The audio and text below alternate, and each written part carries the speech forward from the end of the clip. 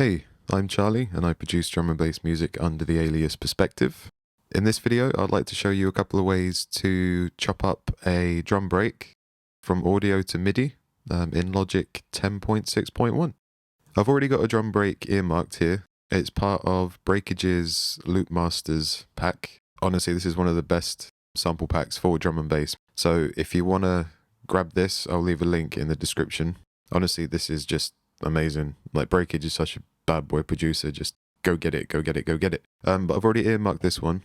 I'm going to drag that into the project. Notice up here, it's already locked the tempo from the sample and set a loop region. Let's just give this one a listen.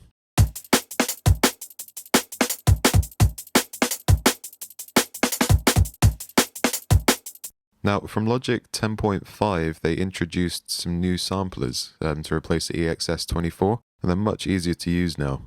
There's actually two versions of this new sampler. There's the quick sampler, and there's just the sampler. They both save instruments into different directories. If you were to make something in the quick sampler, you wouldn't be able to open that instrument in the sampler. They're two completely different plugins, basically. There's a couple of ways that you can do this, and I'm going to show you the way that I like to do it first, and that is to use Logic's sampler, not the quick sampler, because that has a different workflow. But for this one, what you need to do is select your scissor tool and then make some cut regions. But before you want to do that, you actually want to make sure that everything's hitting on the bar first, otherwise you start getting some really strange clicks and pops. So you want to open up the flex view, enable flex on the track. Now, depending on how tight the break is, you have a choice of two different algorithms, either slicing, which if you're doing some big movements can introduce some really strange artifacts. If you're doing some stretches that are a little too far, there tends to be some sort of like gaps that are introduced in between the hits, which is really strange, but that's something to be aware of. But if you find yourself having gaps in the waveform, use rhythmic, because that actually fixes that issue.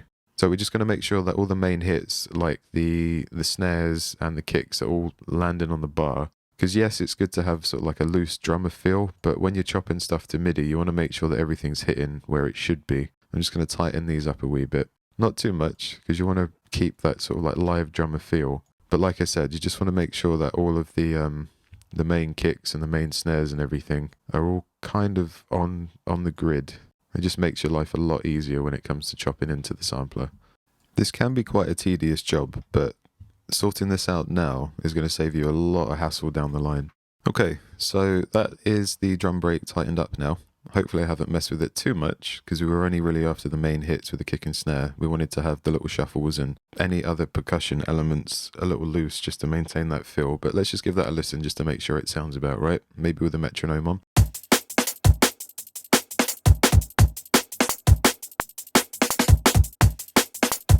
There's a wee bit of phasing, which would be from the algorithms. I'm just going to switch to slicing just to see if that little phasing sound goes away.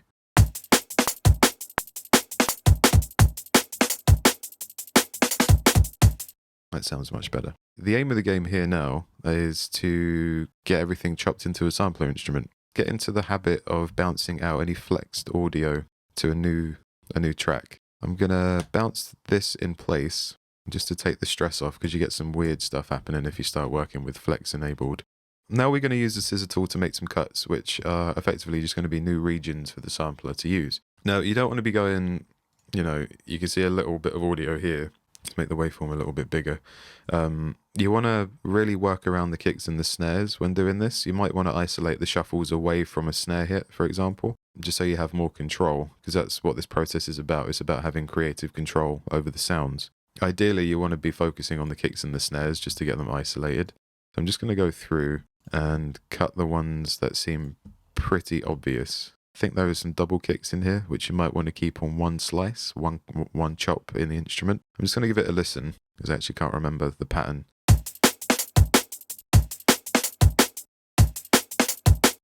Okay, so kick, snare, off snare, little ghost hit, and that will be another kick. Okay, that's fine. If you wanted to, you could isolate this kick from this little shuffle, which I might do actually. Make another cut here.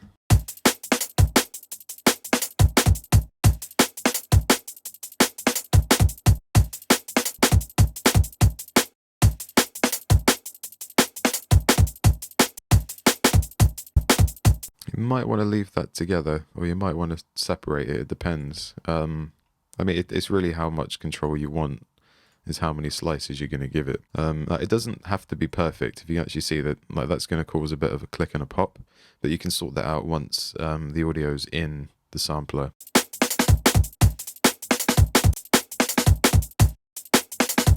I'm going to leave that little snare on its Larry. I might even leave that one too. So now we've got our chops. What we want to do now is select all of the audio, right click, hit convert to new sampler instrument. Now, because we've already made some cuts, we've pretty much just defined the regions. We want to create zones from regions into the sampler, and then create one-shot zones if that isn't already selected. It should be by default. But anyway, just copy these settings and then hit OK. And now what that's done, it's created, obviously, a MIDI region right here. And these are all of the individual chops which can now be played up and down the keyboard.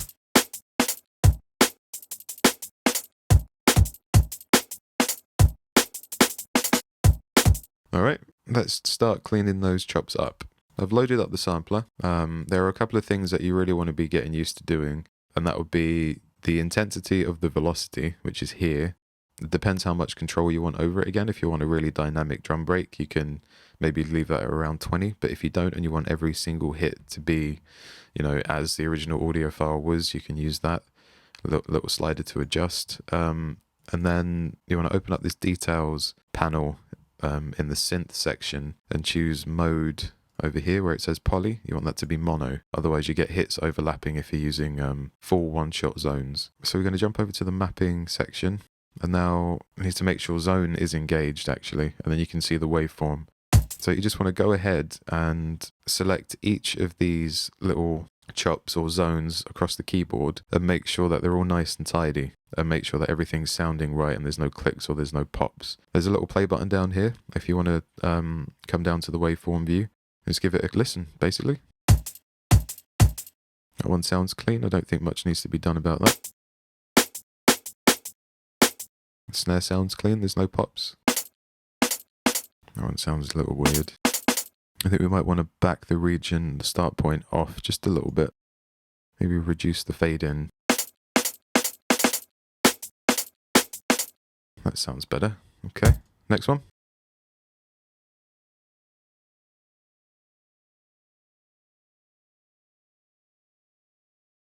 See, and that's why we wanted to make sure that everything was tight, because it makes this step of the process a lot quicker.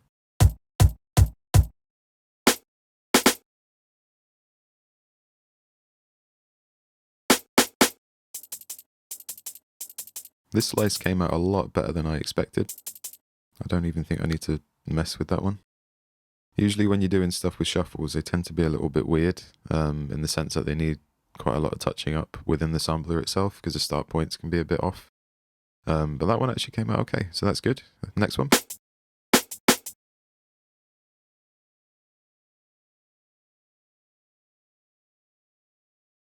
So really minor fade, just to get any, just to get rid of any pops and clicks. Pretty tight sounding.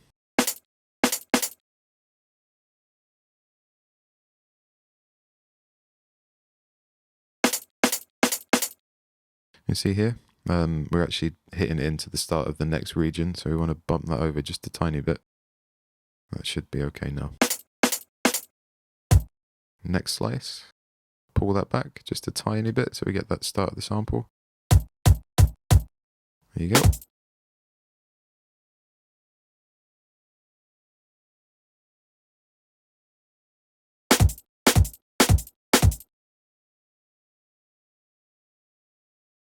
Again, that one was kind of, there is a fade here, but just to keep it nice and tight, just pull that away from the other cut. You can pull that one back. This is a very tedious task, but the great thing is that you can just save it and you're good to go, pretty much. So if you want to spend almost an entire day just cutting drum breaks and saving them as sampler instruments, it will save you a lot of time. I probably should have isolated that little shuffle section, but that's okay. We have another one from another slice up here that we can use. That second snare on that roll sounds a bit funky to me. I'm not too sure about that one. That one, it sounds really phasey. It could be an issue with the algorithm, or it could just be the original sample. But anyway, let's carry on. We've got another kick. And that'll be the last slice. Now we are pretty much okay to just go ahead and save that out. This is my instrument folder, well, my drum folder. I like to put any samples that I like the sound of into these instruments, so I don't have to go folder digging later on. And yeah, it just increases workflow. But now we can get that saved out if you wanted to. And now you can actually have a play around with the slices. In fact, it should sound a lot tighter now if we were to listen to it back.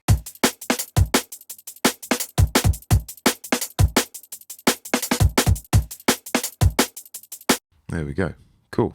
That's the first method of chopping breaks to MIDI by using the sampler. Now we're going to repeat the process using the quick sampler now. So I'm just going to clear this down. So now for the second method of cutting breaks to MIDI, and that's using the quick sampler, which is, it's an interesting process. You don't have as much control, but it's a lot quicker. So to get that working, you want to choose the drum break, drag it over here, wait for this little menu to pop up, and then either use the quick sampler original or optimize. So if you use the optimized one, Logic detects the incoming signal and makes some adjustments for you.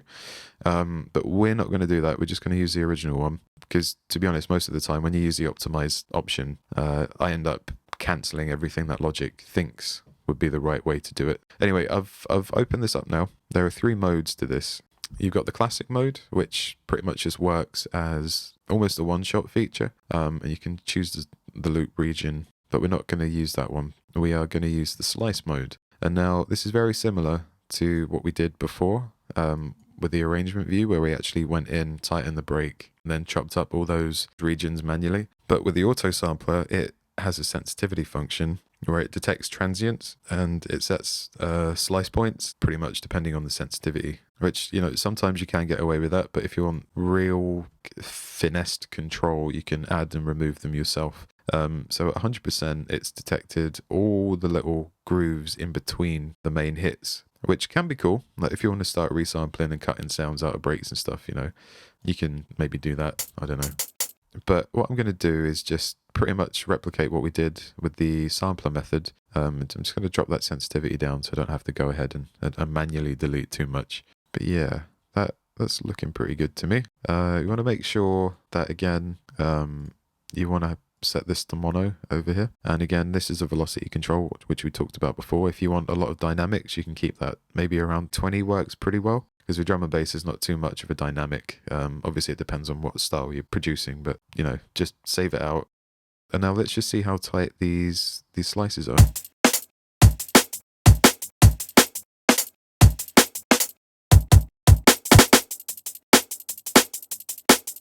Now what we did before was isolate this little shuffle section, which we can do by just clicking to add a marker. But yeah, I'm sure you can probably figure out how this process of cutting to MIDI would work. So I'm not going to go ahead and create slice markers for the whole break, because I'm sure you can figure out the rest. As far as edits go, you know, coming back to the jungle sound, there's a lot of edits and there's a lot of pitching going on. Now within Logic, you can't pitch a single hit. Not as far as I know anyway. So a workaround for that is to have your instrument saved. I'm just going to quickly create an instrument there. Just going to make a quick loop here, just a real quick one, just to demonstrate how you would go about this.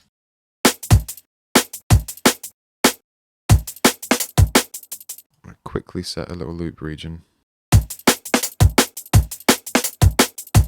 I reckon for the sake of the video, that's probably okay. Now I'm going to press Command D to duplicate this channel. I'm going to copy the MIDI data. Now, say if you wanted to do some pitching effects with the snare, you can't do that on the same channel, but if you duplicate that, remove the snares and have the bulk of that.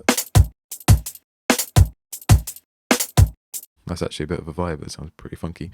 And then leave the snares on this drum track. Now you can go to town on your little edits. There's 2 ways to do automation as well, actually, I just want to touch on. There's one within the main arrangement window by pressing A, and you can do your edits here. But I've figured out that you can do automation within the MIDI clip itself, and it's a lot easier to work with down the line if you want to change an arrangement. And to do that, you want to open up the piano roll here with the MIDI clip selected and press A within the piano roll. And now you can apply automation data within the MIDI clip, and it's a lot easier to work with. You know what? Let's just duplicate that over. Which one are we going to work with? We do a pitch on the second bar. So we've selected course tune, and now we can make some funky drum edits, which won't affect the main bulk of the breaks. Everything else would be okay. But where we've isolated the snares, we've got more control. So let's give that a listen.